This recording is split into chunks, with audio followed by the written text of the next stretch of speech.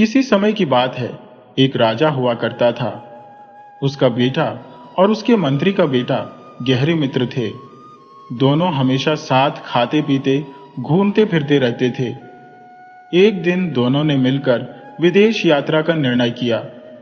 चूंकि उनके पास धन की कोई कमी नहीं थी और दोनों साहसी भी थे, उन्होंने शीघ्र ही अपने घोड़ों पर सवार होकर यात्रा शुरू की। शाम होते होते वे एक विशाल तालाब के पास पहुंचे, लेकिन आसपास कहीं भी गांव या बस्ती नजर नहीं आई। इसलिए उन्होंने रात वहीं बिताने का निर्णय किया। अपने घोड़ों को पास के पेड़ से बांधकर वे खुद पेड़ की ऊंची शाखाओं पर चढ़ गए और सोने की व्यवस्था कर ली। जैसे जैसे अंधेरा घना होता गया, उन्हें चारों ओर से तरह तरह के जंगली जानवरों की आवाजें सुनाई देने लगी। कुछ ही समय बाद एक अजीब दृश्य उनके सामने आया, जिसने उन्हें डरा दिया। तालाब के पानी में हलचल होने लगी और रहस्यमय आवाजें आने लगी, चोर चोर। थोड़ी देर बाद तालाब के बीच से एक विशालकाय सांप प्रकट हुआ, जो अपने फन को उठाकर किनारे की ओर बढ़ रहा था। उसकी फन पर एक अद्भुत मणि चमक रही थी, जिसका तेजस्वी प्रकाश चारों ओर फैल रहा था। सांप ने मणि को किनारे पर रख दिया और भोजन की तलाश में फुफकारते हुए उसी पेड़ के नीचे आ पहुंचा, जिस पर दोनों मित्र बैठे थे। सांप ने उनके दोनों घोड़ों को निगल लिया, जिससे दोनों मित्र भयभीत हो गए कि अब वह उन्हें भी डस लेगा। परंतु सांप दूसरी दिशा में चला गया। इसके बाद मंत्री के बेटे की नजर मणि पर पड़ी और उसे पाने की लालसा जाग उठी। उसने कहानियों में सुना था कि मणि के प्रकाश को केवल गोबर या घोड़े की लीद से ढंका जा सकता है। घोड़ों की लीद पास में ही थी, इसलिए वह शीघ्रता से नीचे उतरा, मणि को लीद से ढक दिया और फिर पेड़ पर चढ़ गया। कुछ देर बाद सांप लौट आया और मणि को ढूंढने लगा। जब उसे मणि नहीं मिली तो वह गुस्से से अपना फन पटकने लगा। आखिरकार उसने गहरे क्रोध और निराशा में वही अपने प्राण त्याग दिए। सुबह होते ही राजा का बेटा और मंत्री का बेटा पेड़ से नीचे उतरे। मंत्री के बेटे ने मणि को निकाला और उसे धोने के लिए तालाब की ओर चला गया। जैसे ही उसने मणि को धोया, उससे इतना अद्वितीय प्रकाश निकला कि तालाब का तल तक रोशन हो गया। उन्हें पता चला कि तालाब के नीचे एक विशाल महल था, जो दीवारों से घिरा हुआ था। मंत्री का बेटा उत्साहित होकर बोला, चलो एक डुबकी लगाकर वहां चलते हैं। परंतु राजा का बेटा डरते हुए बोला, अगर वहां कोई भयावह दानव हुआ तो? मंत्री का बेटा साहसी था। उसने दृढ़ता से कहा, जो होगा देखा जाएगा। चलो। दोनों मित्रों ने साहस जुटाकर तालाब में गोता लगाया। मंत्री के पुत्र के हाथ में वो मणि थी, जिसका प्रकाश चारों ओर जगमगाता हुआ उनके रास्ते को आलोकित कर रहा था। चंद क्षणों में ही वे उस रहस्यमय राजमहल तक पहुंच गए, जो तालाब के तल में स्थित था। महल का मुख्य द्वार खुला हुआ था। भीतर कदम रखते ही उन्हें महसूस हुआ कि यह महल जैसे वीरान हो चुका है। न कोई व्यक्ति, न कोई आवाज, हर ओर केवल सन्नाटा था, मानो यहां रहने वाले लोग इसे छोड़कर कहीं दूर चले गए हो। जैसे जैसे वे महल के अंदरूनी हिस्सों में घूमने लगे, एक विशेष कक्ष में जाकर उनकी नजर एक सोने के पलंग पर पड़ी। उस पर एक अत्यंत सुंदर कन्या गहरी नींद में सोई हुई थी। उसका चेहरा जैसे चांद की तरह उज्जवल था, दूध जैसा धवल। उसकी उम्र मुश्किल से 16-17 वर्ष की रही होगी। दोनों मित्र उसे देखकर मंत्रमुग्ध हो गए। उसकी सुंदरता ने उन्हें कुछ पल के लिए जैसे जड़ बना दिया। कुछ क्षणों बाद वह कन्या जाग गई। उसने आंखें मलते हुए दोनों को देखा और डरते हुए बोली, तुम लोग यहां कैसे पहुंचे? क्या तुम्हें मालूम नहीं कि यहां एक भयंकर विषधर सांप रहता है? वह जल्दी ही आएगा और तुम्हें देखते ही निगल जाएगा। दोनों मित्रों ने उसकी बात सुनकर शांतिपूर्वक उत्तर दिया, तुम निश्चिंत रहो, वह सांप अब जीवित नहीं है। यह सुनकर वह बेहद प्रसन्न हुई और उन दोनों का बार बार आभार व्यक्त करने लगी। तुम दोनों ने मुझे सांप के आतंक से मुक्त किया है, कृपया अब मुझे यहां अकेला छोड़कर मत जाओ, उसने विनती की। उसकी बातें सुनकर दोनों ने कुछ समय के लिए वहीं रहने का निश्चय किया। वह कन्या जितनी सुंदर थी, उसका स्वभाव उतना ही कोमल और मधुर था। कुछ समय बीतते बीतते राजकुमार ने उससे विवाह कर लिया। विवाह के कुछ दिनों बाद राजकुमार ने अपने राज्य लौटने की इच्छा व्यक्त की, परंतु वह राजसी ठाट बाट के साथ लौटना चाहता था। मंत्री का पुत्र बोला, मैं पहले जाकर राजा को सब हाल सुनाऊंगा, फिर हाथी घोड़ों और प्रजा के साथ हम तुम्हें राजसी ठाट में ले जाएंगे। यह सुनकर राजकुमार बहुत प्रसन्न हुआ। योजना के अनुसार मंत्री पुत्र मणि लेकर तालाब से बाहर निकलने को तैयार हुआ। जब वे बाहर पहुंचे, मंत्री पुत्र ने राजकुमार से विदा ली और उसे लौटने की तिथि बता दी। वह अपने राज्य की ओर प्रस्थान कर गया, जबकि राजकुमार मणि लेकर अपनी पत्नी के पास वापस चला गया। मंत्री पुत्र ने अपने राज्य लौटने के लिए एक अलग मार्ग चुना, जिससे उसकी यात्रा में अधिक समय लग गया। उसकी पूरी तैयारी में भी देर हो गई। इस बीच राजकुमार उस निर्जन महल में अत्यधिक उदास हो गया। वह मंत्री पुत्र के लौटने की प्रतीक्षा करता रहा और उसके दिल में अंधकार और अकेलेपन का साया गहराने लगा। एक दिन राजपुत्र दोपहर के भोजन के बाद गहरी नींद में सो रहा था। उसी दौरान उस कन्या की नजर अचानक मणि पर जा पड़ी। उसके मन में कौतूहल जागा। पानी के बाहर की दुनिया कैसी होगी, मैंने कभी देखा नहीं। इसी जिज्ञासा के कारण उसने मणि को उठा लिया और ऊपर जाने का निश्चय किया, यह सोचकर कि राजपुत्र के जागने से पहले लौट आऊंगी। जैसे ही वह पानी से बाहर आई, वहां के प्राकृतिक सौंदर्य ने उसे मंत्रमुग्ध कर दिया। वह कुछ समय तक वहां इधर उधर घूमती रही, हर दृश्य को अपलक निहारती रही। फिर संतुष्ट होकर वह महल में लौट आई। धीरे धीरे उसका साहस बढ़ने लगा और वह प्रतिदिन इसी तरह राजपुत्र के सो जाने के बाद दोपहर में तालाब से बाहर जाने लगी। जिस राज्य में वह तालाब स्थित था, वहां का राजा एक दिन अपने पुत्र के साथ शिकार के उद्देश्य से वहां आया। तालाब के समीप ही उन्होंने अपना शिविर लगाया। दोपहर को जब सब लोग भोजन में व्यस्त थे, राजकुमार तालाब के किनारे टहलते हुए जा पहुंचा।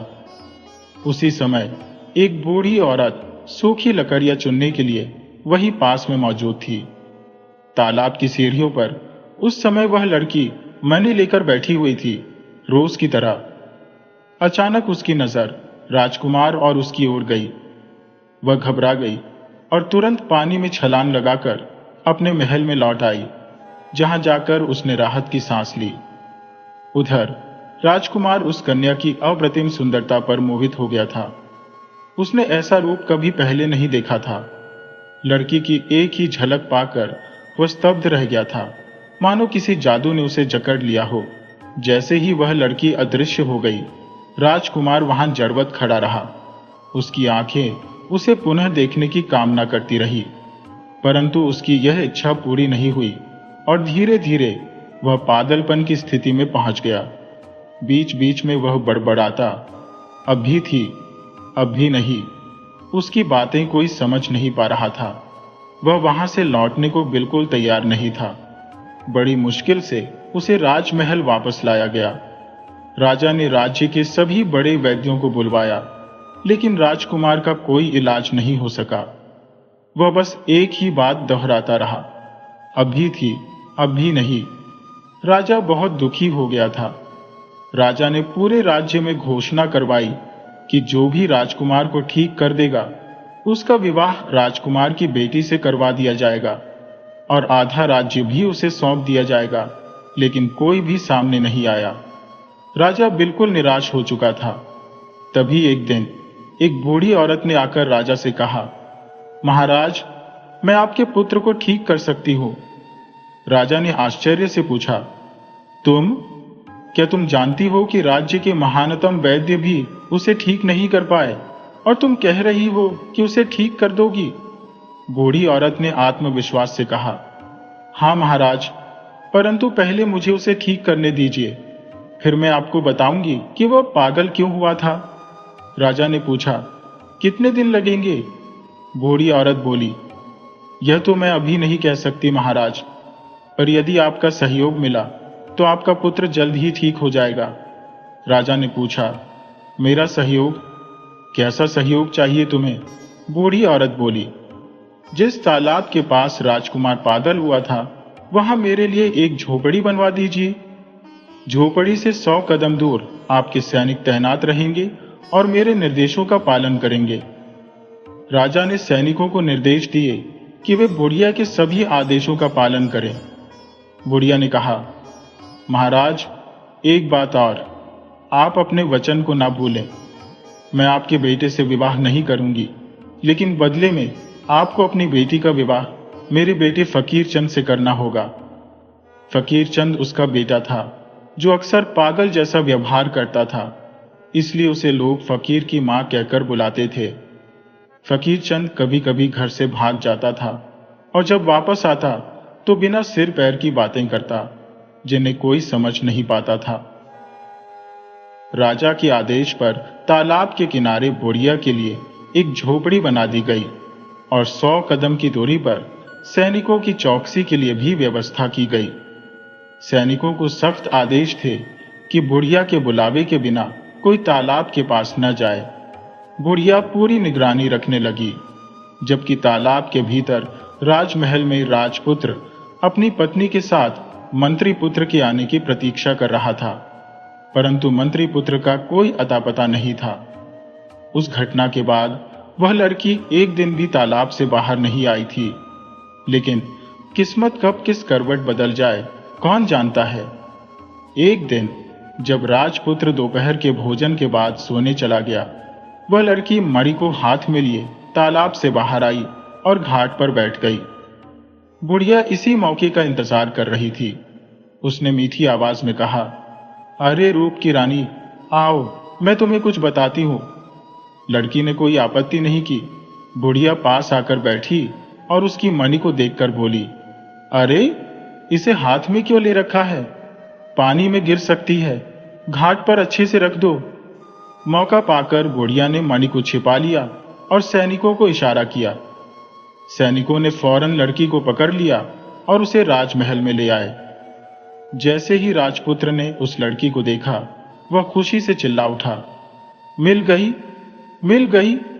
उसका पागलपन उसी पल दूर हो गया। राजा की प्रसन्नता का कोई ठिकाना नहीं रहा। उसने अपने बेटे की शादी उसी लड़की से कराने का निर्णय लिया, लेकिन लड़की ने कहा, महाराज, तालाब के भीतर मेरे पति है और मैंने व्रत लिया है कि 1 वर्ष तक किसी अन्य पुरुष का चेहरा नहीं देखूंगी, इसलिए अभी विवाह संभव नहीं है। ये सुनकर राजा थोड़ा उदास हो गया, लेकिन और कोई विकल्प न देखकर उसने 1 वर्ष तक प्रतीक्षा करने का निश्चय किया। उधर मंत्री पुत्र ने सभी व्यवस्थाएं करके हाथियों और घोड़ों के साथ तालाब के किनारे डेरा डाल दिया। वह आम के पेड़ों के नीचे तंबू में रहकर तालाब की ओर देखता रहा, ये उम्मीद करते हुए कि राजपुत्र और उसकी पत्नी बाहर आएंगे। लेकिन समय बीतने के बावजूद राजपुत्र और उसकी पत्नी जल से बाहर नहीं निकले। मंत्री पुत्र को शंका हुई कि अवश्य कोई अनहोनी हुई है, लेकिन उसने यह भी सोचा कि बिना मणि के तालाब के अंदर के महल तक पहुंचना असंभव है। उधर लड़की के व्रत की अवधि भी समाप्ति की ओर बढ़ रही थी। राजा ने अपने पुत्र और उस जल कन्या के विवाह की भव्य तैयारियां प्रारंभ कर दी थी। राजमहल में शहनाइयों की गूंज सुनाई देने लगी। मंत्री पुत्र, जो अभी तक नगर के समीप ही ठहरा हुआ था, उसने इन शहनाइयों की ध्वनि को सुनते ही एक राहगीर से जानकारी प्राप्त की। राहगीर ने बताया कि यह धूमधाम एक जल कन्या के साथ राजकुमार के विवाह की है। मंत्री पुत्र ने सारी स्थिति को भांप लिया और निश्चय किया कि पहले नगर जाकर वह और जानकारी प्राप्त करेगा। वह नगर की ओर बढ़ा और वहां एक ब्राह्मण के घर जाकर चरण स्पर्श किए। ब्राह्मण ने मंत्री पुत्र का स्वागत किया, उसे भोजन कराया और विश्राम करवाया। विश्राम के बाद मंत्री पुत्र ने जिज्ञासावश ब्राह्मण से पूछा, ब्राह्मण देव, कृपया यह बताएं कि नगर में इतनी चहल पहल क्यों है? ब्राह्मण ने कहा, लगता है तुम नए हो, तभी यह नहीं जानते। पास के जंगल में एक तालाब है, वहीं से एक अनुपम सुंदरता वाली जल कन्या को पकड़ा गया है। उसका विवाह राजकुमार से होने जा रहा है, इसलिए नगर में यह उत्सव है। मंत्री पुत्र ने फिर सवाल किया, पर यह कैसे संभव हुआ?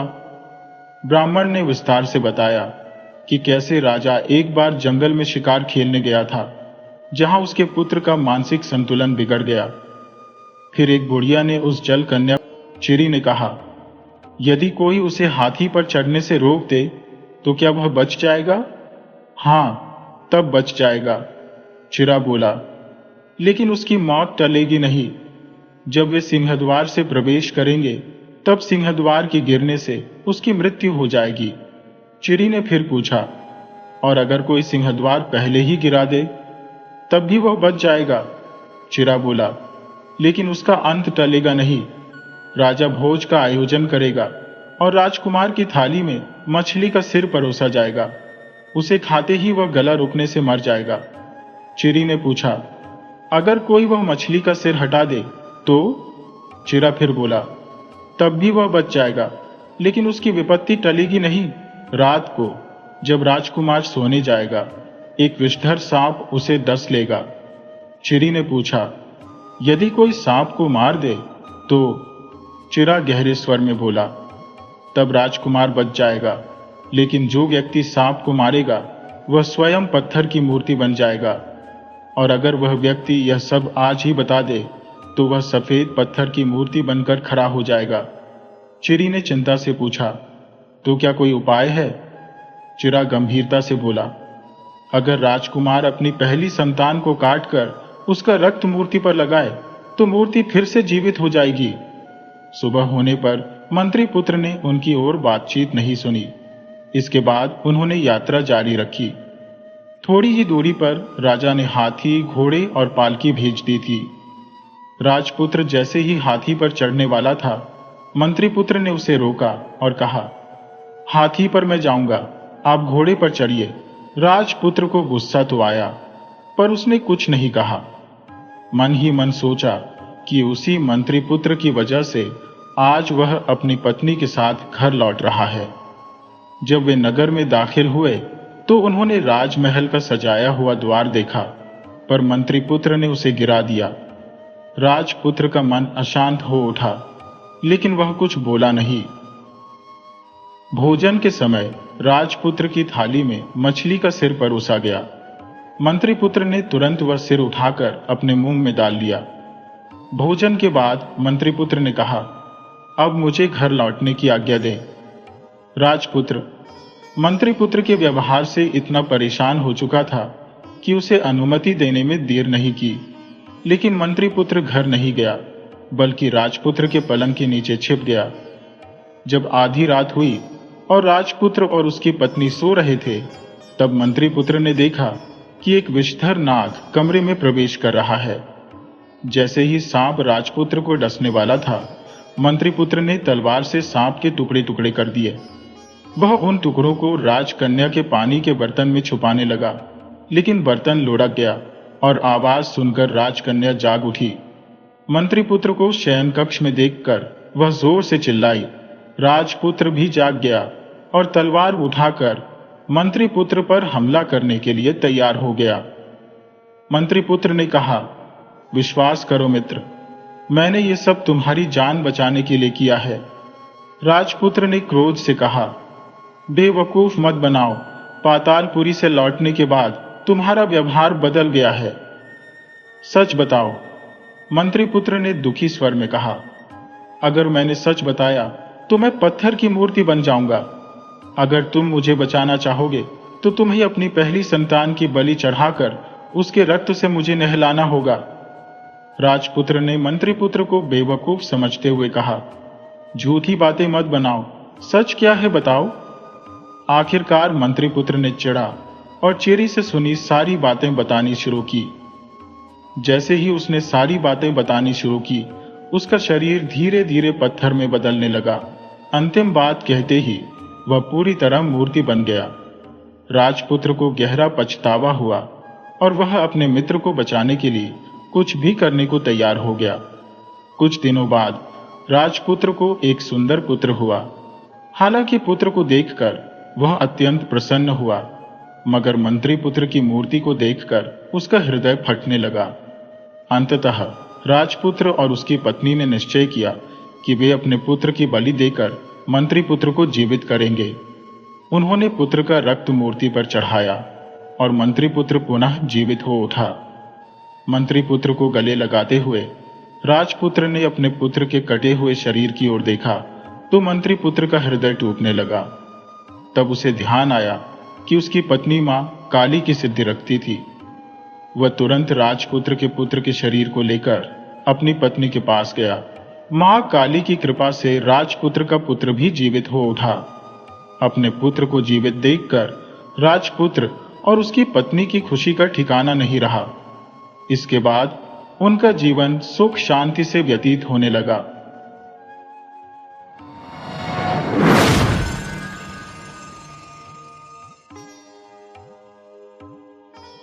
बहुत पुराने समय की बात है। एक समृद्धशाली देश में एक वयोवृद्ध व्यक्ति निवास करता था। उसके एकमात्र संतान, जिसका नाम बलवान था, अब युवावस्था की दहलीज पर खड़ा था। उस वृद्ध के पास 300 अशर्फियों की जमा पूंजी थी, जिसे उसने अपने समूचे जीवन की गाढ़ी कमाई से संजोया था। वृद्ध प्रायः मन ही मन चिंतन करता कि इस नश्वर देह का क्या ठिकाना, काल कब आकर द्वार खटखटा दे, कुछ कहा नहीं जा सकता। पुत्र अब प्रौढ़ता की ओर बढ़ चला है, अतः उसे आत्मनिर्भर बनने की आवश्यकता है। अनेक दिन विचार मंथन के उपरांत उसने बलवान को अपने समक्ष बुलाया और कहा, पुत्र, मेरी आयु अब संध्या की बेला में प्रवेश कर चुकी है। जीवन का दीपक मध्यम पड़ने लगा है। मैं चाहता हूं कि मेरी अंतिम सांसों से पहले तुम अपने पैरों पर खड़े हो जाओ, व्यापार के जगत में अपने कदम बढ़ाओ।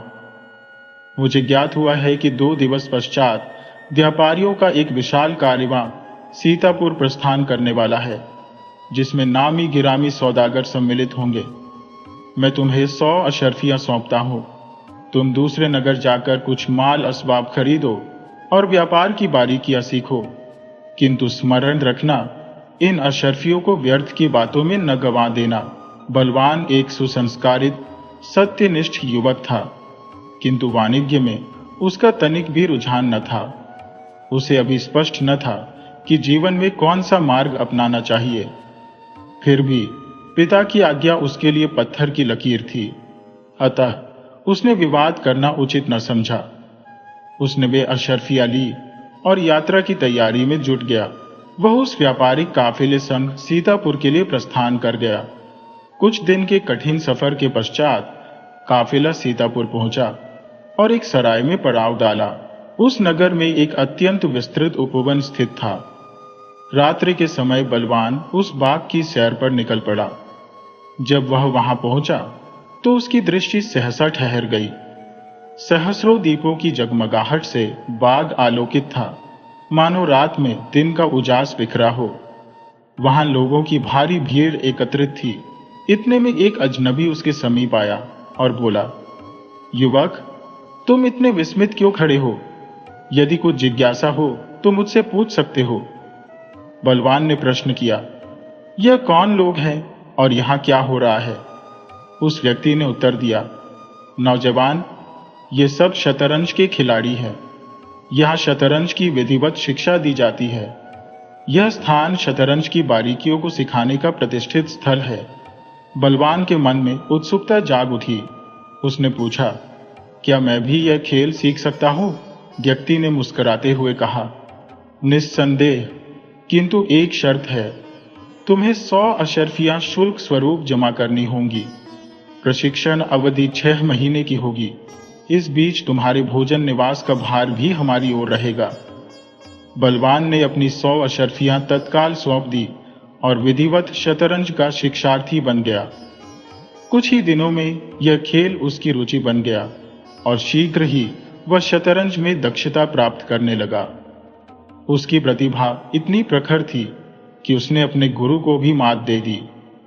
जैसे ही 6 माह की अवधि समाप्त हुई, सबक प्राप्त करने वाले लोग अपने अपने घर की राह पकड़ने लगे। बलवान अब शतरंज का चतुर खिलाड़ी अवश्य बन चुका था, किंतु उसके मन का वितृष्णा का बादल छंटने का नाम ही न ले रहा था। जेब खाली और हाथ रीते लेकर वह घर लौटे तो जनक से क्या कहेगा, यही सोच उसकी छाती पर बोझ बनी हुई थी। पगडंडियों और धूल भरे रास्तों पर वह पदयात्रा करता हुआ घर पहुंचा। सफर के दरमियान वह मात्र वन्य फल मूल और इक्के दुक्के झरनों के जल से ही क्षुधा शांत करता रहा।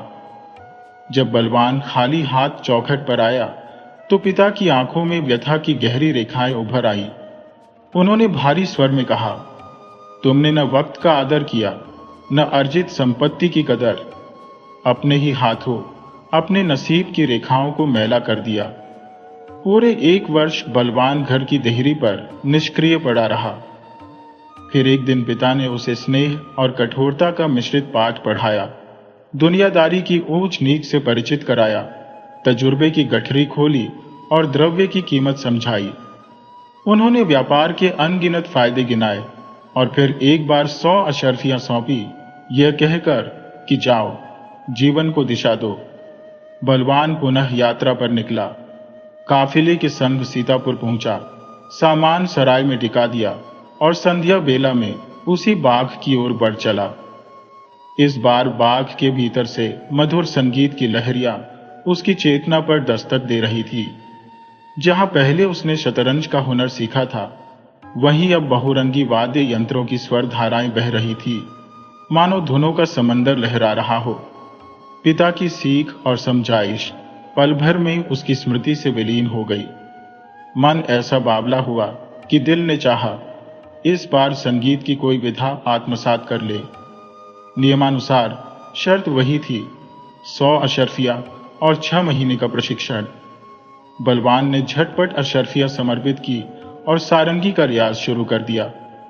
संगीत के सुरों में ऐसा डूबा कि सुध बुध सब हर गई। चंद माह में ही उसकी उंगलियां सारंगी की तारों पर ऐसी नाचने लगी कि सुनने वाले सम्मोहित होकर मंत्रमुग्ध हो जाते। 6 महीने पूरे होते ही शिष्यगण अपने अपने नगर लौट चले। बलवान के मन में फिर वही चिंता घिर आई, पिता को क्या मुख दिखाऊं कि व्यापार के स्थान पर एक और कला सीख कर लौट रहा हो। फिर वही धूल भरा सफर, वही कच्चे रास्ते और वही खाली जेब। घर लौटने पर पिता की क्रोधाग्नि भड़क उठी। उन्होंने कड़े शब्दों में फटकारा, कटु वचनों की वर्षा कर दी। इस प्रकार 1 और वर्ष व्यर्थ चला गया। आखिरकार एक दिन पिता ने गंभीर स्वर में अंतिम बार कहा, देखो पुत्र, यह 100 अशर्फियां मेरे जीवन की अंतिम संचित संपत्ति है। यदि इस बार भी इन्हें उड़ा दिया तो हम दोनों भूखों मरेंगे। रोटी का टुकड़ा भी नसीब न होगा और तुम अपने पैरों पर खड़े होने का सपना भी भूल जाना। बलवान ने इस बार अशर्फियां दोनों हाथों से थामी। पिता की सीख का हर शब्द मस्तिष्क में गांठ की तरह बांध लिया और कुछ ही दिनों बाद फिर से उसी व्यापारिक कारवां संग कूच कर गया। इस बार उसने मन ही मन ठान लिया था, अब किसी नई कला का मोह न करेगा, बल्कि इन अशर्फियों से सामान खरीदकर सच्चा व्यापार करेगा।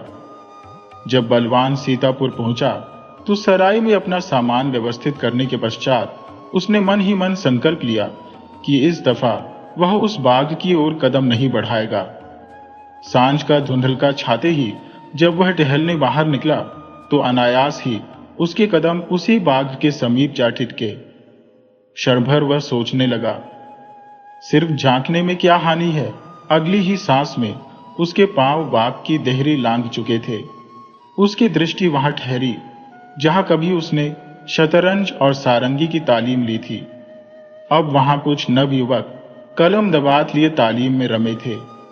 पढ़ने लिखने की ललक ने बलवान की अंतश्चेतना को झकझोर डाला। उसने तीसरी बार अपनी 100 अशर्फियां अर्पित की, दाखिला लिया और पहले की भांति जी जान से पढ़ाई में जुट गया। विद्या की यह अवधि समाप्त हुई तो बलवान अक्षरों का सच्चा रहस्यदर्शी बन चुका था, किंतु इस बार उसके भीतर अपने पिता की निगाहों का सामना करने का साहस शेष न था। वहीनता की इस उलझन के दरमियान उसकी भेंट एक दूर दराज से आए सौदागर से हुई, जो अपने माल का सौदा करने उस नगर आया था। बलवान ने उस व्यापारी की काफिले में मुलाजिमत पकड़ ली। कारवां बढ़ा और रेतीले रास्तों पर सफर का सिलसिला शुरू हुआ। ये रास्ता ऐसा था जहां जल की एक एक बूंद दुर्लभ थी। यात्रा के दौरान काफिले का पूरा पानी समाप्त हो गया और प्यास ने सबकी सांसें अटकानी शुरू कर दी। बहुत भटकने के बाद उन्हें एक गहरा कुआं दिखाई दिया, ऐसा कुआं जिसकी तलहटी में जल का अस्तित्व नाम मात्र था। व्यापारी ने बलवान को आदेश दिया कि वह कुएं में उतरे और पानी भरकर लाए। बलवान ने रस्सी का सहारा लिया और कुएं के गहरे गर्त में उतर गया। पानी भरते भरते उसकी नजर उस दीवार पर पड़ी जहां एक नन्हा सा द्वार था, ऐसा द्वार मानो किसी भूली हुई गाथा का प्रवेश द्वार हो। जिज्ञासा के पांव उसे उस द्वार तक खींच ले गए। द्वार लांघने पर उसने देखा, भीतर एक अंधकारमय कक्ष था जिसमें एक वृद्ध निस्तेज चेहरा ली बैठा था। उसकी थरथराती हथेली में एक पुरानी सारंगी दबी हुई थी। बलवान भीतर गया, बिना कुछ बोले उस सारंगी को उठाया और उंगलियों से सुरों का जादू जगाने लगा। मीठी रात की बयार उस सन्नाटे भरे कक्ष में ऐसी बही कि बूढ़े की बंद पलकें खुल गईं। उसकी सूनी आंखों में चमक लौट आई। उसने बलवान को अपार स्नेह से निहारा और जैसे ही संगीत रुका, बूढ़े ने मुक्त कंठ से उसकी प्रशंसा की। फिर कातर स्वर में पूछा, अरे भले मानस, इस वीराने में तू कैसे अटपका? बलवान ने अपनी पूरी कथा क्रमशः सुना दी। जब वह लौटने को हुआ तो वृद्ध ने उसे थाम लिया और बोला, तूने अपने सुरों से मेरी सोई आत्मा को राहत दी है।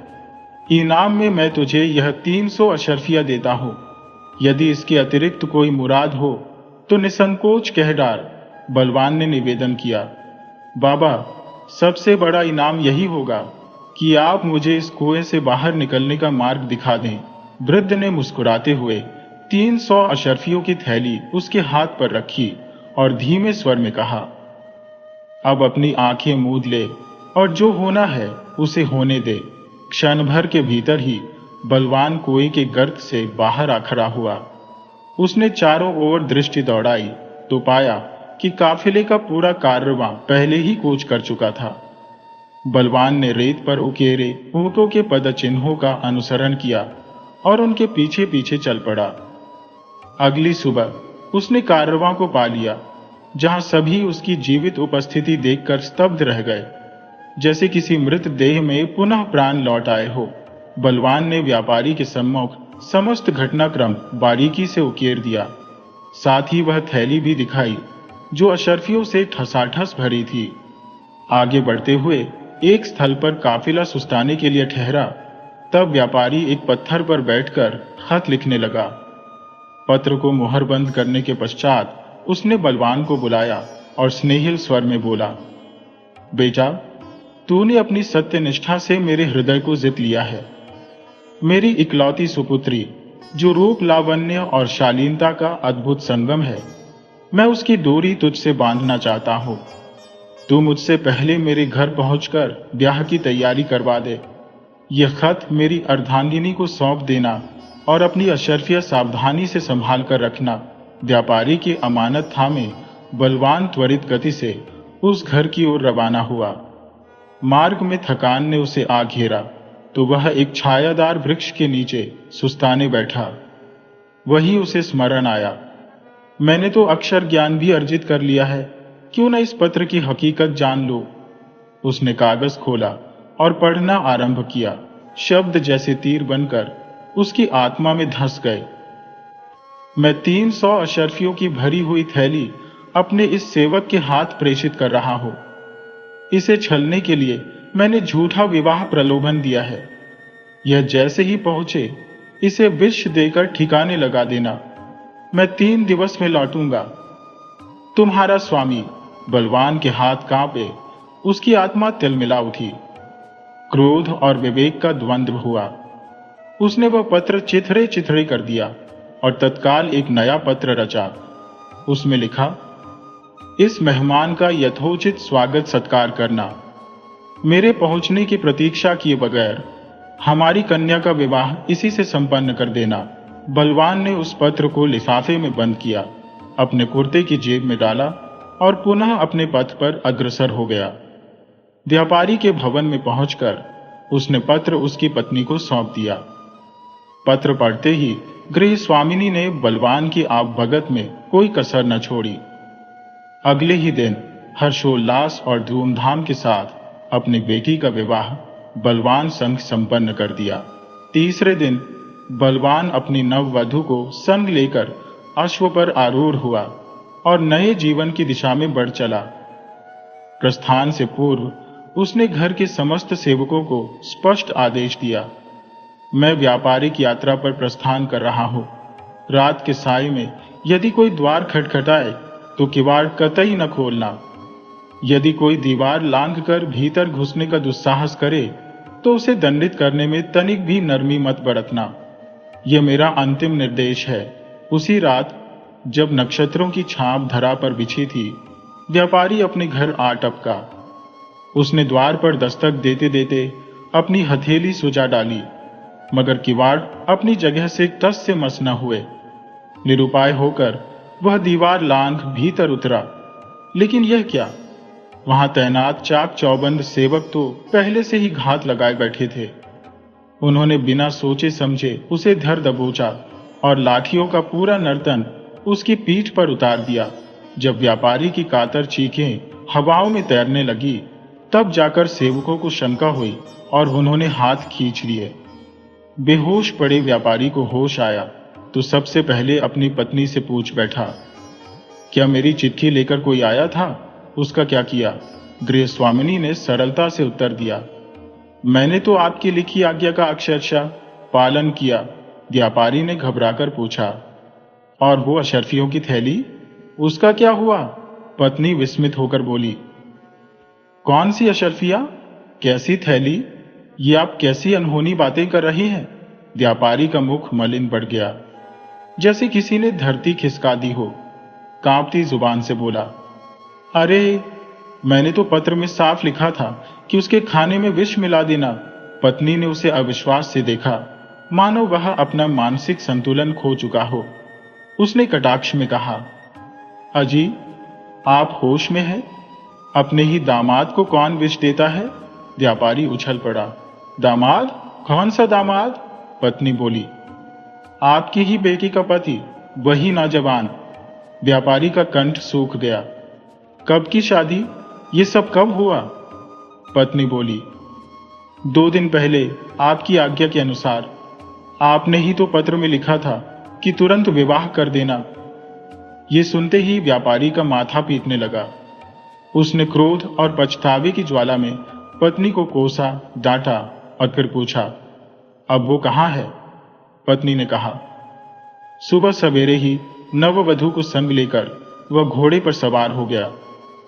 व्यापारी समझ गया, ये तो उसके अपने ही छल की फसल थी, जिसे काटने का समय आ गया था। वह नौजवान तो उससे भी 4 कदम आगे का बुद्धिमान निकला। अब सिवाय सुलह की और कोई राह न बची थी। उधर बलवान निरंतर पदयात्रा करता करता दूसरे राज्य में आ पहुंचा। बाजार में गूंजते नगाड़े की ध्वनि के साथ एक ऐलानची चिल्ला चिल्ला कर उद्घोषणा कर रहा था, सुनो सुनो प्रजाजनों, यदि कोई ऐसा व्यक्ति है जो शतरंज में सिद्धहस्त हो तो शीघ्र राजमहल पहुंचे। 3 बाजियों में तीनों जीतने वाले को राजा की ओर से अमूल्य उपहार मिलेंगे, परंतु हारने वाले को कठोर दंड भुगतना पड़ेगा। बलवान के कानों में यह ऐलान पड़ा तो उसके भीतर का खिलाड़ी जाग उठा। वह सीधा दरबार जा पहुंचा और राजा से शतरंज की बाजी खेलने की प्रार्थना की। राजा ने 2 टूक शर्त रखी, जीतोगे तो इनाम, हारोगे तो दंड। बलवान ने बिना झिझके शर्त स्वीकार कर ली और खेल का आगाज हुआ। बलवान ने अपनी सूझबूझ, चतुराई और सीखों के बल पर तीनों बाजियां जीत ली। राजा प्रसन्न होकर अपने वचनानुसार भव्य उपहारों से बलवान को निहाल कर दिया। इसके बाद बलवान अपनी दुल्हन संग अपने जन्म स्थान लौट आया। वहां अपने वृद्ध पिता को जीवन का सारा वृत्तांत सुनाया। पिता का हृदय संतोष और गर्व से गदगद हो उठा। उन्होंने बलवान को गले लगाकर कहा, तू तो सचमुच बुद्धिमानों का सिरमौर निकला। न केवल तूने निपुणताएं अर्जित की, बल्कि उन हुनरों ने तुझे दौलत, सम्मान और जीवन साथी तक सब कुछ दिलवा दिया। बलवान ने सादगी से उत्तर दिया, पिताजी, ज्ञान और कौशल की राह कभी खत्म नहीं होती। सीखने की प्यास जितनी बढ़ती है, उतनी ही बड़ी उपलब्धियां कदम चूमती है। इसके बाद बलवान अपने परिवार संग सुकून और समृद्धि भरी जिंदगी जीने लगा।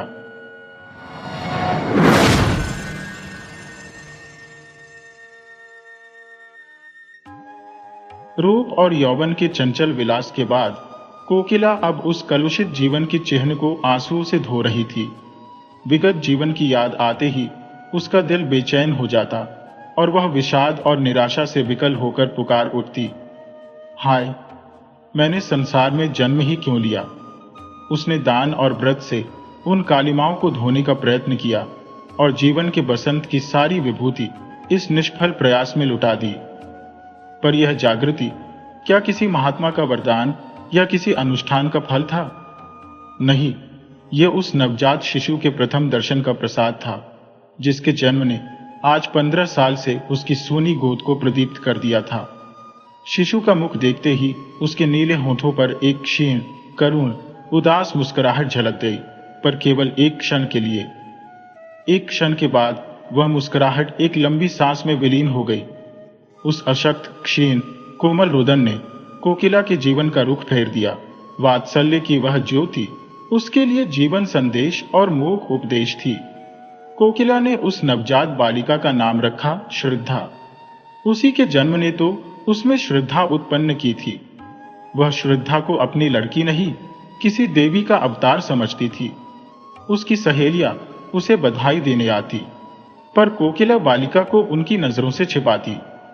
उसे यह भी मंजूर न था कि उनकी पापमयी दृष्टि भी उस पर पड़े। श्रद्धा ही अब उसकी विभूति, उसकी आत्मा, उसका जीवन दीपक थी। वह कभी कभी उसे गोद में लेकर साध से छलकती हुई आंखों से देखती और सोचती, क्या यह पावन ज्योति भी वासना के प्रचंड आघातों का शिकार होगी? मेरे प्रयत्न निष्फल हो जाएंगे। आह, क्या कोई ऐसी औषधि नहीं है जो जन्म के संस्कारों को मिटा दे? भगवान से वह सदैव प्रार्थना करती कि मेरी श्रद्धा किन्हीं कांटों में न उलझे। वह वचन और कर्म से, विचार और व्यवहार से उसके सम्मुख नारी जीवन का ऊंचा आदर्श रखेगी। श्रद्धा इतनी सरल, इतनी प्रगल्भ, इतनी चतुर थी कि कभी कभी कोकिला वात्सल्य से गदगद होकर उसके तलवों को अपने मस्तक से रगड़ती और पश्चाताप तथा हर्ष के आंसू बहाती। 16 वर्ष बीत गए। पहले की भोली भाली श्रद्धा अब एक सगर्व, शांत, लज्जाशील नवयौवना थी, जिसे देखकर आंखें तृप्त हो जाती थी। विद्या की उपासिका थी, पर सारे संसार से विमुख। जिनके साथ वह पढ़ती थी, वे उससे बात भी न करना चाहती थी। मात्र स्नेह के वायुमंडल में पड़कर वह घोर अभिमानिनी हो गई थी। वात्सल्य के वायुमंडल, सखी सहेलियों के परित्याग, रात दिन की घोर पढ़ाई और पुस्तकों के एकांतवास से अगर श्रद्धा को अहंभाव हो आया, तो आश्चर्य की कौन सी बात है। उसे किसी से भी बोलने का अधिकार न था। विद्यालय में भले घर की लड़कियां उसके सहवास में अपना अपमान समझती थी। रास्ते में लोग उंगली उठाकर कहते, कोकिला रंदी की लड़की है। उसका सिर झुक जाता, कपोल क्षण भर के लिए लाल होकर दूसरे ही क्षण फिर छूने की तरह सफेद हो जाते। श्रद्धा को एकांत से प्रेम था। विवाह को ईश्वरीय कोप समझती थी। यदि कोकिला ने कभी उसकी बात चला दी, तो उसके माथे पर बल पड़ जाते। चमकते हुए लाल चेहरे पर कालिमा छा जाती। आंखों से झरझर आंसू बहने लगते। कोकिला चुप हो जाती। दोनों के जीवन आदर्शों में विरोध था। कोकिला समाज के देवता की पुजारिन, श्रद्धा को समाज से, ईश्वर से और मनुष्य से घृणा। यदि संसार में उसे कोई वस्तु प्यारी थी तो वह थी उसकी पुस्तकें। श्रद्धा उन्हीं विद्वानों के संसर्ग में अपना जीवन व्यतीत करती जहां ऊंच नीच का भेद नहीं, जाति पाति का स्थान नहीं, सबकी अधिकार समान है। श्रद्धा की पूर्ण प्रकृति का परिचय महाकवि रहीम के एक दोहे के पद से मिल जाता है। प्रेम सहित मरिबो भलो, जो विष दे बुलाए। अगर कोई सप्रेम बुलाकर उसे विष दे देता तो वह न जानू हो अपने मस्तक से लगा लेती, किंतु अनादर से दिए हुए अमृत की भी उसकी नजरों में कोई हकीकत न थी। एक दिन कोकिला ने आंखों में आंसू भरकर श्रद्धा से कहा, क्यों मन्नी, सच बताना, तुझे यह लज्जा तो लगती ही होगी कि मैं क्यों इसकी बेटी हुई। यदि तू किसी ऊंचे कुल में पैदा हुई होती तो क्या तब भी तेरे दिल में ऐसे विचार आते? तू मन ही मन मुझे जरूर कोसती होगी। श्रद्धा मां का मुंह देखने लगी। माता से इतनी श्रद्धा कभी उसके दिल में पैदा नहीं हुई थी। कांपते हुए स्वर में बोली, अम्मा जी, आप मुझसे ऐसा प्रश्न क्यों करती हैं? क्या मैंने कभी आपका अपमान किया है? कोकिला ने गदगद होकर कहा, नहीं बेटी, उस परम दयालु भगवान से यही प्रार्थना है कि तुम्हारी जैसी सुशील लड़की सबको दे। पर कभी कभी यह विचार आता है कि तू अवश्य ही मेरी बेटी होकर पछताती होगी। श्रद्धा ने धीर कंठ से कहा, अम्मा, आपकी यह भावना निर्मूल है। मैं आपसे सच कहती हूं, मुझे जितनी श्रद्धा और भक्ति आपके प्रति है उतनी किसी के प्रति नहीं। आपकी बेटी कहलाना मेरे लिए लज्जा की बात नहीं, रव की बात है। मनुष्य परिस्थितियों का दास होता है। आप जिस वायुमंडल में पली उसका असर तो पड़ना ही था, किंतु पाप के दलदल में फेनस कर फिर निकल आना अवश्य गौरव की बात है। बहाव की ओर से नाव खेले जाना तो बहुत सरल है, किंतु जो नाविक बहाव के प्रतिकूल खेले जाता है वही सच्चा नाविक है। कोकिला ने मुस्कुराते हुए पूछा, तो फिर विवाह के नाम से क्यों चिढ़ती है? श्रद्धा ने आंखें नीची करके उत्तर दिया, बिना विवाह के जीवन व्यतीत नहीं हो सकता। मैं कुमारी ही रहकर जीवन बिताना चाहती हूँ। विद्यालय से निकलकर कॉलेज में प्रवेश करूंगी और 2-3 वर्ष बाद हम दोनों स्वतंत्र रूप से रह सकती हैं। डॉक्टर बन सकती हो, वकालत कर सकती हो। औरतों के लिए सब मार्ग खुल गए हैं। कोकिला ने डरते डरते पूछा, क्यों? क्या तुम्हारे हृदय में कोई दूसरी इच्छा नहीं होती? किसी से प्रेम करने की अभिलाषा तेरे मन में नहीं पैदा होती? श्रद्धा ने एक लंबी सांस लेकर कहा, अम्मा जी, प्रेम विहीन संसार में कौन है? प्रेम मानव जीवन का श्रेष्ठ अंग है। यदि ईश्वर की ईश्वरता कहीं देखने में आती है तो वह केवल प्रेम में। जब कोई ऐसा व्यक्ति मिलेगा जो मुझे वरने में अपनी मानहानि न समझेगा तो मैं तन मन धन से उसकी पूजा करूंगी, पर किसके सामने हाथ पसार कर प्रेम की भिक्षा मांगो? यदि किसी ने सुधर के क्षणिक आवेश में विवाह कर भी लिया तो मैं प्रसन्न न हो सकूंगी। इससे तो कहीं अच्छा है कि मैं विवाह का विचार ही छोड़ दूं। इन्हीं दिनों महिला मंडल का एक उत्सव हुआ। कॉलेज के रसिक विद्यार्थी काफी संख्या में सम्मिलित हुए। हाल में तिल भर भी जगह खाली न थी। श्रद्धा भी आकर स्त्रियों की सबसे अंत की पंक्ति में खड़ी हो गई। उसे यह सब स्वांग मालूम होता था। आज प्रथम ही बार वह ऐसी सभा में सम्मिलित हुई थी। सभा की कार्रवाई शुरू हुई। प्रधान महोदय की वक्तृता के पश्चात प्रस्ताव पेश होने लगे और उनके समर्थन के लिए वक्तृताएं होने लगी, किंतु महिलाएं उनकी वक्तृताएं भूल गई या उन पर सभा का रोग ऐसा छा गया कि उनकी वक्तृता शक्ति लोप हो गई। वे कुछ टूटे फूटे जुमले बोलकर बैठने लगी। सभा का रंग बिगड़ने लगा। कई लेडियां बड़ी शान से प्लेटफॉर्म पर आईं, किंतु 2-3 शब्दों से अधिक न बोल सकी। नवयुवकों को मजाक उड़ाने का अवसर मिला। कह कहे पड़ने लगे, तालियां बजने लगी। श्रद्धा उनकी यह दुर्जनता देखकर तिलमिला उठी। उसका अंग प्रत्यंग फड़कने लगा। प्लेटफॉर्म पर जाकर वह कुछ इस शान से बोली कि सभा पर आतंक छा गया। कोलाहल शांत हो गया। लोग टकटकी बांधकर उसे देखने लगे। श्रद्धा स्वर्गीय बाला की भांति धारावाहिक रूप में बोल रही थी। उसके प्रत्येक शब्द से नवीनता, सजीवता और दृढ़ता प्रतीत होती थी। उसके नवयौवन की सुरभि भी चारों ओर फैलकर सभा मंडप को अवाक कर रही थी। सभा समाप्त हुई। लोग टीका टिप्पणी करने लगे। एक ने पूछा, ये स्त्री कौन थी भई? दूसरे ने उत्तर दिया, उसी कोकिला रंडी की लड़की। तीसरे व्यक्ति ने कहा, तभी यह आवाज और सफाई है, तभी तो जादू है। जादू है जनाब, मुजस्सिम जादू। क्यों ना हो, मां भी तो सितम ढाती थी। जब से उसने अपना पेशा छोड़ा, शहर बेजान हो गया। अब मालूम होता है कि यह अपनी मां की जगह लेगी। इस पर एक खद्दरधारी काला नवयुवक बोला, क्या खूब कदरदानी फरमाई है जनाब ने, वाह। उसी व्यक्ति ने उत्तर दिया, आपको बुरा क्यों लगा? क्या कुछ सहरट गांठ तो नहीं है? काले नवयुवक ने कुछ तेज होकर कहा, आपको ऐसी बातें मुंह से निकालते लज्जा भी नहीं आती। दूसरे व्यक्ति ने कहा, लज्जा की कौन बात है जनाब? वेश्या की लड़की अगर वेश्या हो तो आश्चर्य की क्या बात है? नवयुवक ने घृणापूर्ण स्वर में कहा, ठीक होगा। आप जैसे बुद्धिमान व्यक्तियों की समझ में जिस रमणी के मुख से ऐसे विचार निकल सकते हैं, वह देवी है, रूप को बेचने वाली नहीं।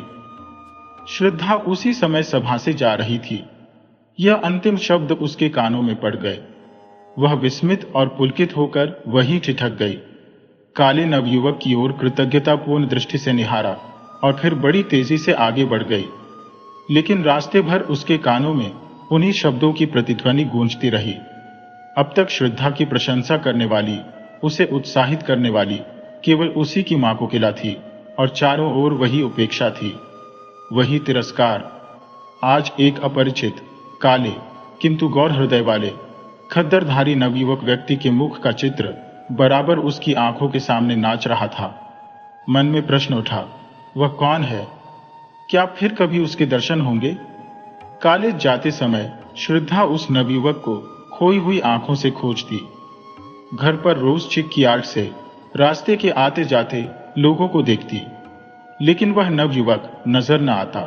कुछ दिनों बाद महिला मंडल की दूसरी सभा का विज्ञापन निकला। अभी सभा होने को 4 दिन बाकी थे।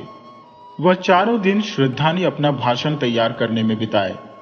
एक एक शब्द की खोज में घंटों सिर मारती, एक एक वाक्य को बार बार पढ़ती, बड़े बड़े नेताओं की स्पीचें पढ़ती और उसी तरह लिखने की कोशिश करती। जब सारी स्पीच पूरी हो गई तो श्रद्धा अपने कमरे में जाकर कुर्सियों और मेजों को संबोधित करके जोर जोर से पढ़ने लगी। भाषण कला के सभी लक्षण जमा हो गए थे। उपसंहार तो इतना सुंदर था कि उसे अपने ही मुख से सुनकर वह मुग्ध हो गई। इसमें कितना संगीत था, कितना आकर्षण, कितनी क्रांति। सभा का दिन आ पहुंचा। श्रद्धा मन ही मन भयभीत होती हुई सभा मंडप में घुसी। हाल भरा हुआ था और पहले दिन से भी अधिक भीड़ थी। श्रद्धा को देखते ही जनता ने तालियां पीटकर उसका स्वागत किया। कोलाहल होने लगा और सभी एक स्वर से चिल्ला उठे, आप अपनी वक्तृता शुरू करें। श्रद्धा ने मंच पर आकर एक उड़ती हुई निगाह से जनता की ओर देखा। वह काला नवयुवक जगह न मिलने के कारण अंतिम पंक्ति में खड़ा हुआ था। श्रद्धा के दिल में गुदगुदी सी होने लगी। उसने कांपते स्वर में अपनी वक्तृता शुरू की। उसकी नजरों में सारा हाल पुतलियों से भरा हुआ था। अगर कोई जीवित मनुष्य था तो वही सबसे पीछे खड़ा हुआ काला नवयुवक। उसका मुख उसी की ओर था। वह उसी से अपने भाषण की दाद मांग रही थी। हीरा परखने की आशा जौहरी से ही की जाती है। आधा घंटे तक श्रद्धा के मुख से फूलों की वर्षा होती रही। लोगों को बहुत कम ऐसी वक्तृता सुनने को मिली थी। श्रद्धा जब सभा समाप्त होने पर घर चली तो देखा वही काला नवयुवक उसके पीछे तेजी से चला आ रहा है। श्रद्धा को यह मालूम था कि लोगों ने उसका भाषण बहुत पसंद किया है, लेकिन इस नवयुवक की राय सुनने का अवसर उसे नहीं मिला था। उसने अपनी चाल धीमी कर दी। दूसरे ही क्षण वह नवयुवक उसके पास पहुंच गया।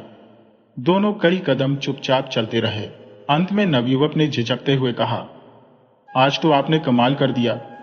श्रद्धा ने प्रफुल्लता के रेत को दबाते हुए कहा, धन्यवाद, यह आपकी कृपा है।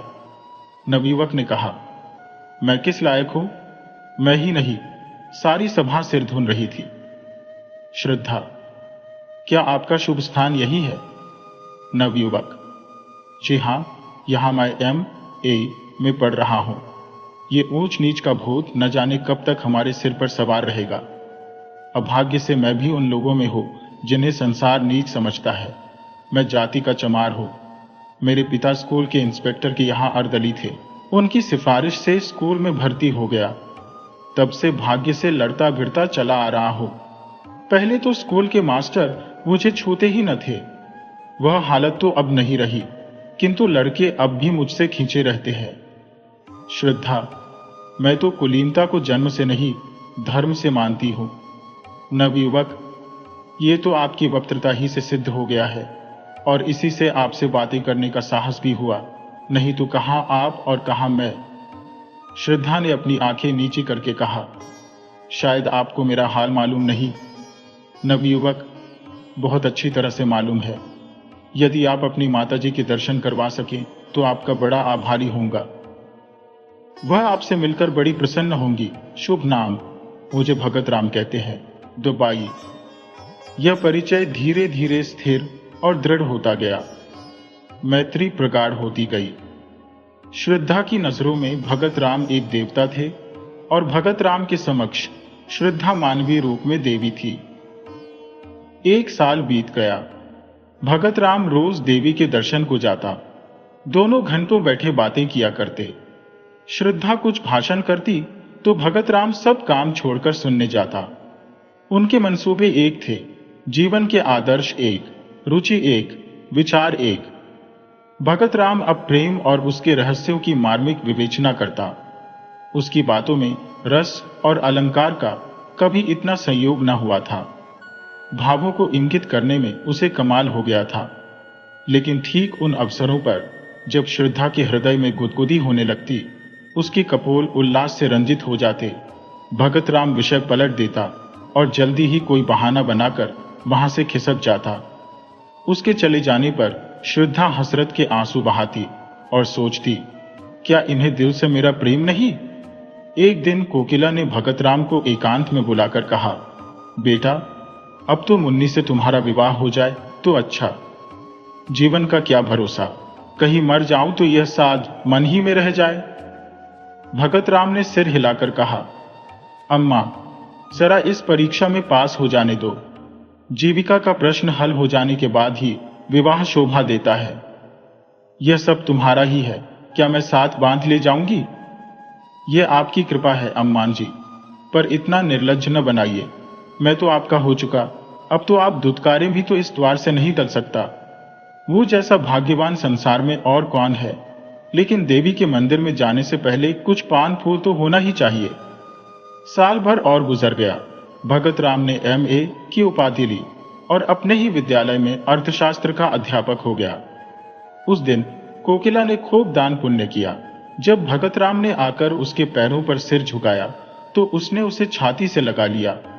उसे विश्वास था कि आज भगत राम विवाह के प्रश्न को जरूर छेड़ेगा। श्रद्धा प्रतीक्षा की मूर्ति बनी हुई थी। उसका एक एक अंग मानो 100 तार होकर प्रतिध्वनित हो रहा था। दिल पर एक नशा छाया हुआ था। पांव जमीन पर न पड़ते थे। भगत राम को देखते ही मां से बोली, अम्मा, अब हमको एक हल्की सी मोटर ले दीजिएगा। कोकिला ने मुस्कुराकर कहा, हल्की सी क्यों, भारी सी ले लेना। पहले कोई अच्छा सा मकान तो ठीक कर लो। श्रद्धा भगत राम को अपने कमरे में बुला ले गई। दोनों बैठकर नए मकान की सजावट के मंसूबे बांधने लगे। पर्दे, फर्श, तस्वीरें, सबकी व्यवस्था की गई। श्रद्धा ने कहा, रुपये भी अम्मां जी से ले लेंगे। भगत राम बोला, उनसे रुपये लेते मुझे शर्म आएगी। श्रद्धा ने मुस्कुराकर कहा, आखिर मेरे दहेज के रुपये तो देंगी।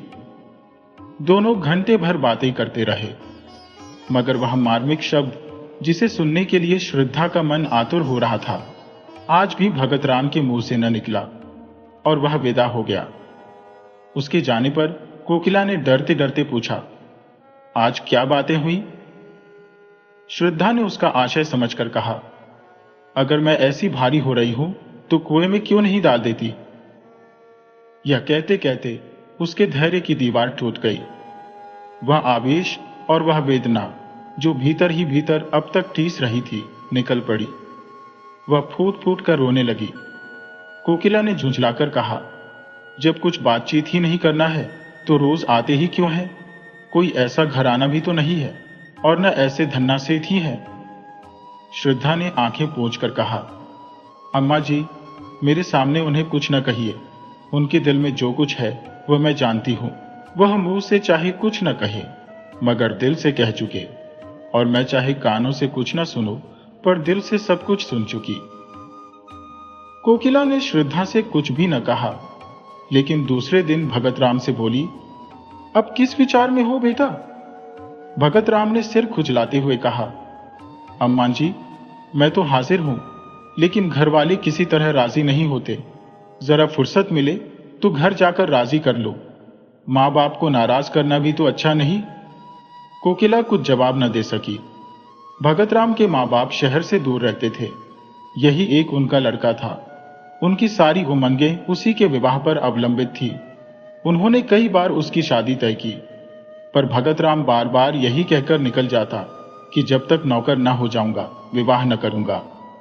अब वह नौकर हो गया था, इसलिए दोनों मां के एक ठंडे प्रातःकाल में लदे फेंदे भगत राम के मकान पर आ पहुंचे। भगत राम ने दौड़कर उनकी पगधूली ली और कुशल आदि पूछने के बाद कहा, आप लोगों ने इस झाड़े पाले में क्यों तकलीफ की? मुझे बुला लिया होता। चौधरी ने अपनी पत्नी की ओर देखकर कहा, सुनती हो बच्चा की अम्मा, जब बुलाते हैं तो कहते हैं कि इम्तिहान है, यह है, वह है। जब आ गए तो कहता है, बुलाया क्यों नहीं? तुम्हारा विवाह ठीक हो गया है। अब 1 महीने की छुट्टी लेकर हमारे साथ चलना होगा, इसीलिए दोनों आए हैं। चौधराइन, हमने कहा कि बिना गए काम नहीं चलेगा, तो आज ही दरखास्त दे दो। लड़की बड़ी सुंदर, पढ़ी लिखी, अच्छे कुल की है। भगत राम ने लजाते हुए कहा, मेरा विवाह तो यही एक जगह लगा हुआ है, अगर आप राजी हो तो कर लो। चौधरी, इस शहर में हमारी बिरादरी का कौन है? क्यों बच्चा की अम्मा? चौधराइन, यहां हमारी बिरादरी का तो कोई नहीं है। भगत राम, मां बेटी है, घर में रुपया भी है, लड़की ऐसी है कि तुम लोग देखकर खुश हो जाओगे, मुफ्त में शादी हो जाएगी। चौधरी, क्या लड़की का बाप मर गया है? उसका क्या नाम था? कहां का रहने वाला है? कुल मर्जाद कैसा है? जब तक ये सारी बातें मालूम ना हो जाए तब तक ब्याह कैसे हो सकता है? क्यों बच्चा की अम्मा? चौधराइन, हां, बिना इन बातों का पता लगाए कैसे हो सकता है? भगत राम ने कोई जवाब नहीं दिया। चौधरी, यहां किस मोहल्ले में रहती है मां बेटी?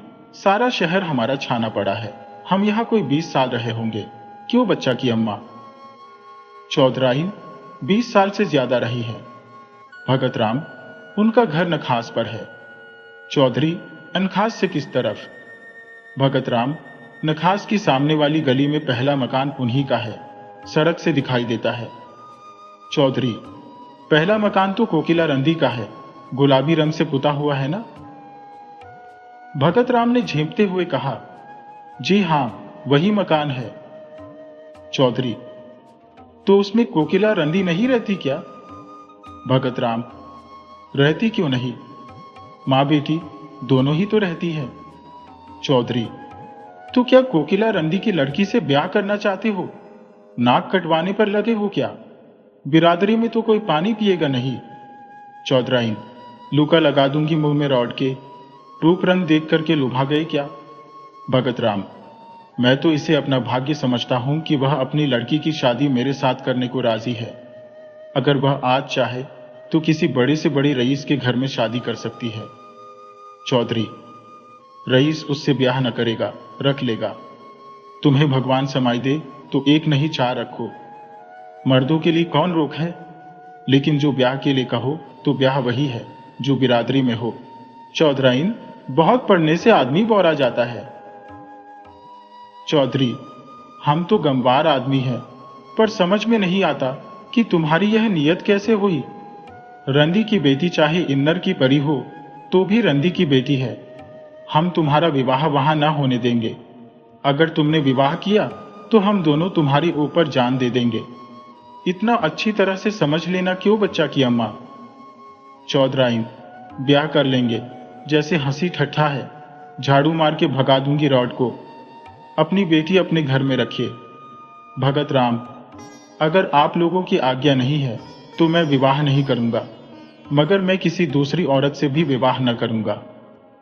चौधराइन, हाँ, तुम कुंवारे रहो, यह हमें मंजूर है। पतुरिया के घर में ब्याह न करेंगे। भगत राम ने अब की झुंझलाकर कहा, आप उसे बार बार पतुरिया क्यों कहती हैं? किसी जमाने में यह उसका पेशा रहा होगा। आज दिन वह जितने आचार विचार से रहती है, शायद ही कोई और रहती हो। ऐसा पवित्र आचरण तो मैंने आज तक देखा ही नहीं। भगत राम का सारा यत्न विफल हो गया। चौधराइन ने ऐसी जिद पकड़ी कि जौ भर अपनी जगह से न टली। रात को जब भगत राम अपने प्रेम मंदिर में पहुंचा तो उसका चेहरा उतरा हुआ था। एक एक अंग से निराशा टपक रही थी। श्रद्धा रास्ता देखती हुई घबरा रही थी कि आज इतनी रात तक आई क्यों नहीं। उन्हें क्या मालूम कि मेरे दिल की क्या हालत हो रही है। यार दोस्तों से छुट्टी मिलेगी तो भूलकर इधर भी आ जाएंगे। कोकिला ने कहा, मैं तो तुझसे कह चुकी कि उनका अब वह मिजाज नहीं रहा, फिर भी तो तू नहीं मानती। आखिर इस टाल मटोल की कोई हद भी है। श्रद्धा ने दुखित होकर कहा, अम्मा जी, मैं आपसे 1000 बार विनय कर चुकी हूं कि चाहे लौकिक रूप में कुमारी ही क्यों न रहूं, लेकिन हृदय से उनकी ब्याहता हो चुकी। अगर ऐसा आदमी विश्वास करने के काबिल नहीं है तो फिर नहीं जानती कि किस पर विश्वास किया जा सकता है। इसी समय भगत राम निराशा की मूर्ति बने हुए कमरे के भीतर आए। दोनों स्त्रियों ने उनकी ओर देखा। कोकिला की आंखों में शिकायत थी और श्रद्धा की आंखों में वेदना। कोकिला की आंखें कह रही थी, ये क्या तुम्हारे रंग ढंग है? श्रद्धा की आंखें कह रही थी, इतनी निर्दयता। भगत राम ने धीमे वेदनापूर्ण स्वर में कहा, आप लोगों को आज बहुत देर तक मेरी राह देखनी पड़ी, मगर मैं मजबूर था। घर से अम्मा और दादा आए हुए हैं, उन्हीं से बातें कर रहा था। कोकिला बोली, घर पर तो सब कुशल है ना? भगत राम ने सिर झुकाए हुए कहा, जी हां, सब कुशल है। मेरे विवाह का मसला पेश था। पुराने ख्याल के आदमी है, किसी तरह भी राजी नहीं होते। कोकिला का मुख तमतमा उठा। बोली, हां, क्यों राजी होंगे? हम लोग उनसे भी नीच है ना। लेकिन जब तुम उनकी इच्छा के दास थे तो तुम्हें उनसे पूछकर यहां आना जाना चाहिए था। इस तरह हमारा अपमान करके तुम्हें क्या मिला? यदि मुझे मालूम होता कि तुम अपने मां बाप के इतने गुलाम हो तो यह नौबत ही काहे को आती। श्रद्धा ने देखा कि भगत राम की आंखों से आंसू गिर रहे हैं। विनीत भाव से बोली, अम्मा जी, मां बाप की मर्जी का गुलाम होना कोई पाप नहीं है। अगर मैं आपकी उपेक्षा करूं तो क्या आपको दुख ना होगा? यही हाल उन लोगों का भी तो होगा। श्रद्धा यह कहती हुई अपने कमरे की ओर चली और इशारे से भगत राम को भी बुलाया। कमरे में बैठकर दोनों कई मिनट तक पृथ्वी की ओर ताकते रहे। किसी में भी साहस न था कि उस सन्नाटे को तोड़े। अंत में भगत राम ने पुरुषोचित वीरता से काम लिया और कहा, श्रद्धा, इस समय मेरे हृदय के भीतर तुमुल युद्ध हो रहा है। मैं शब्दों में अपनी दशा बयान नहीं कर सकता। जी चाहता है कि विष खाकर जान दे दो। तुमसे अलग रहकर जीवित नहीं रह सकता, केवल तड़प सकता हूं। मैंने न जाने उनकी कितनी खुशामद की, कितना रोया, कितना गिड़गिड़ाया, लेकिन दोनों अपनी बातों पर अड़े रहे। बार बार यही कहते रहे कि अगर यह ब्याह होगा तो हम दोनों तुम पर अपनी जान दे देंगे। उन्हें मेरी मौत मंजूर है, लेकिन तुम मेरे हृदय की रानी बनो, यह मंजूर नहीं। श्रद्धा ने सांत्वना देते हुए कहा, प्यारे, मुझसे उनका घृणा करना उचित है। पढ़े लिखे आदमियों में ही ऐसे कितने निकलेंगे, इसमें उनका कोई दोष नहीं। मैं सवेरे उनके दर्शन करने जाऊंगी, शायद मुझे देखकर उनका दिल पिघल जाए। मैं हर तरह से उनकी सेवा करूंगी, उनकी धोतियां धोऊंगी, उनके पैर दावा करूंगी। मैं वह सब करूंगी जो उनकी मनचाही बहू करती। इसमें लज्जा की कौन सी बात? उनके तलवे सहलाऊंगी, भजन गाकर सुनाऊंगी। मुझे बहुत से देहाती गीत आते हैं। अम्मा जी के सिर के सफेद बाल चुनूंगी। मैं दया नहीं चाहती, मैं तो प्रेम की चेरी हूं। तुम्हारे लिए मैं सब कुछ करूंगी, सब कुछ। भगत राम को ऐसा मालूम हुआ मानो उसकी आंखों की ज्योति बढ़ गई है। अथवा शरीर में कोई दूसरी ज्योतिर्मय आत्मा आ गई है।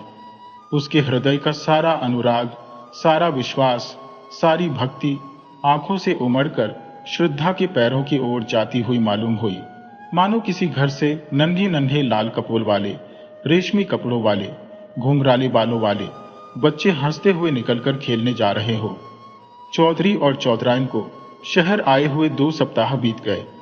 वे रोज जाने के लिए कमर कसते, लेकिन फिर रह जाते। श्रद्धा उन्हें जाने न देती। सवेरे जब उनकी आंखें खुलती तो श्रद्धा उनके स्नान के लिए पानी तपाती हुई होती। चौधरी को अपना हुक्का भरा हुआ मिलता। वे लोग ज्यों ही नहाकर उठते, श्रद्धा उनकी धोती छांटने लगती। दोनों उसकी सेवा और अविरत परिश्रम देखकर दंग रह जाते। ऐसी सुंदर, ऐसी मधुभाषिणी, ऐसी हंसमुख और चतुर रमणी चौधरी ने इंस्पेक्टर साहब के घर में भी न देखी थी। चौधरी को वह देवी मालूम होती और चौधराइन को लक्ष्मी। दोनों श्रद्धा की सेवा और टहल व प्रेम पर आश्चर्य करते थे, किंतु तो भी कलंक और बिरादरी का प्रश्न उनके मुंह पर मुहर लगाए हुए था। 15वें दिन जब श्रद्धा 10 बजे रात को अपने घर चली गई तो चौधरी ने चौधराइन से कहा, लड़की तो साक्षात लक्ष्मी है। चौधराइन से जब मेरी धोती छाटने लगती है तो मैं मारे लाज के कट जाती हूं। हमारी तरह तो इसकी लौंदी होगी। चौधरी, फिर क्या सलाह देती हो? अपनी बिरादरी में तो ऐसी सुघर लड़की मिलने की नहीं। चौधराइन, राम का नाम लेकर ब्याह करो, बहुत होगा रोटी पड़ जाएगी। 5 पीसी में तो रोटी होती है, कौन 56 टके लगते हैं। पहले हमें शंका होती थी कि पतुरिया की लड़की न जाने कैसी हो, कैसी ना हो, पर अब सारी शंका मिट गई।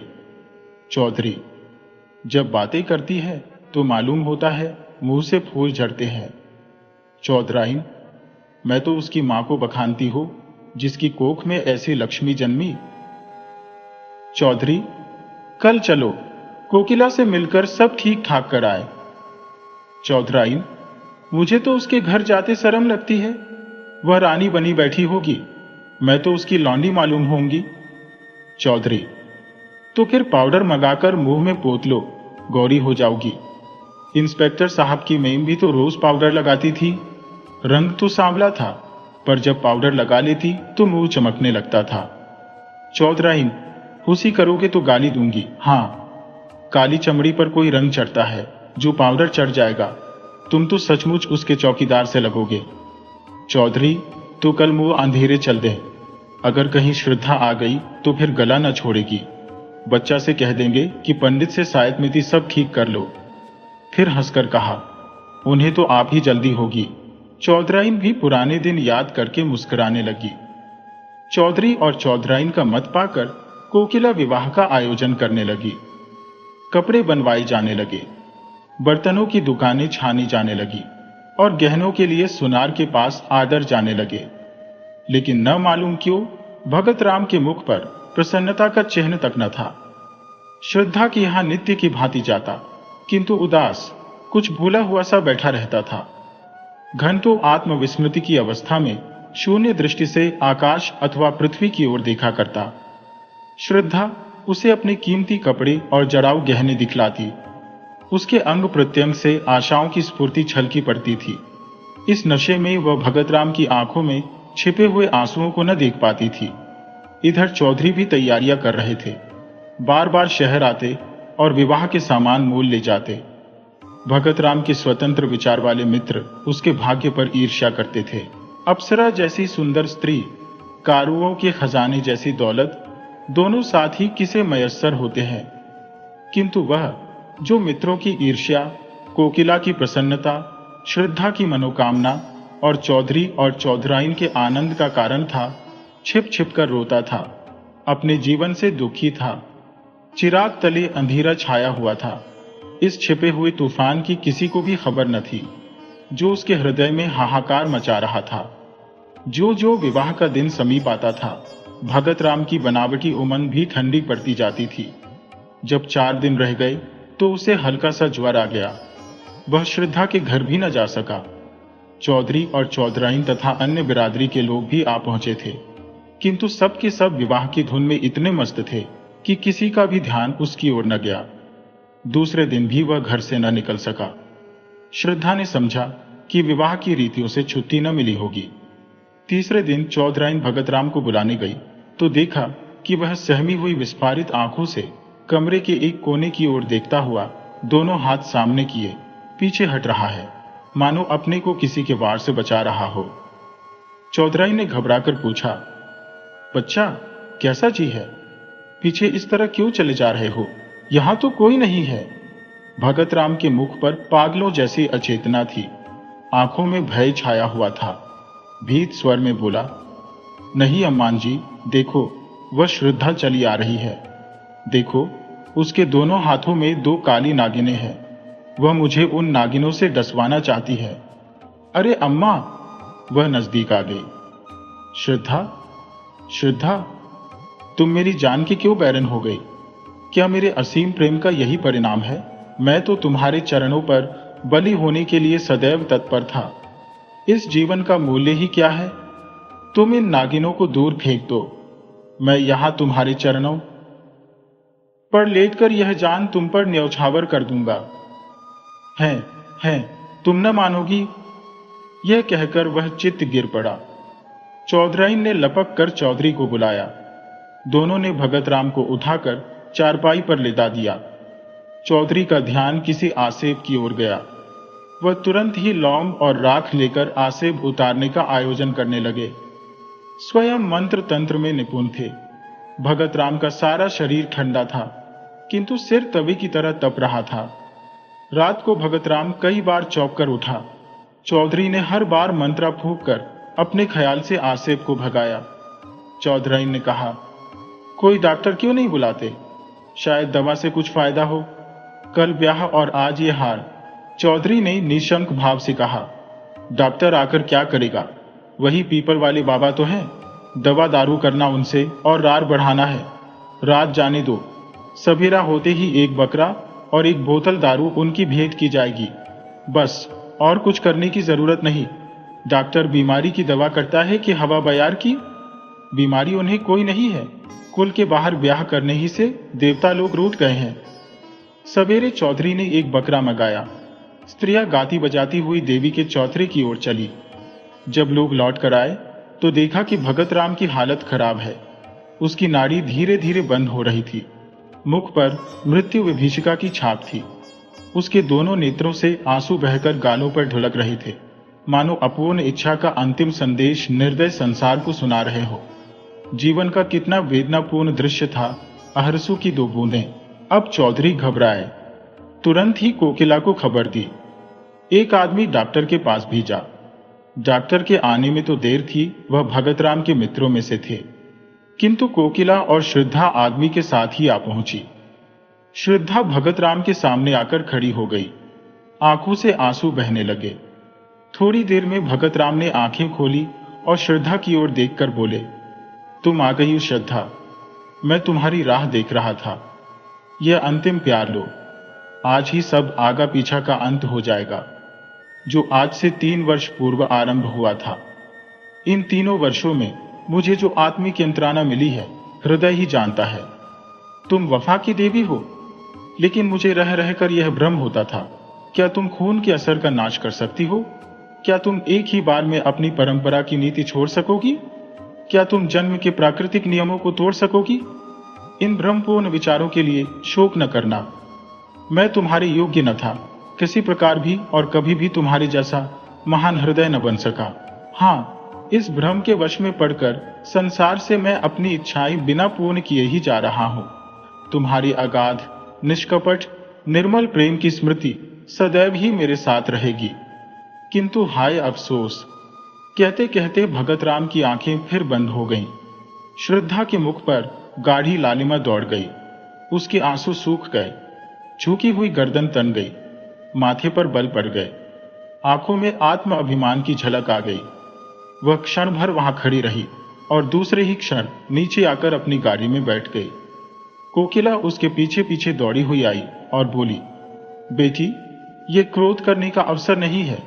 लोग अपने दिल में क्या कहेंगे? उनकी दशा बराबर बिगड़ती ही जाती है। तुम्हारे रहने से बुन्नों को ढारस बंधा रहेगा। दशा से सवार दाई। श्रद्धा ने कुछ उत्तर न दिया। कोचवान से कहा, घर चलो, कहकर कोकिला भी गाड़ी में बैठ गई। असह्य शीत पड़ रहा था। आकाश में काले बादल छाए हुए थे। शीतल वायु चल रही थी। माघ के अंतिम दिवस थे। वृक्ष, पेड़ पौधों भी शीत से अकड़े हुए थे। दिन के 8 बज गए थे। अभी तक लोग रजाई के भीतर मुंह लपेटे हुए थे, लेकिन श्रद्धा का शरीर पसीने से भीगा हुआ था। ऐसा मालूम होता था कि सूर्य की सारी उष्णता उसके शरीर की रगों में घुस गई है। उसके होठ सूख गए थे, प्यास से नहीं, आंतरिक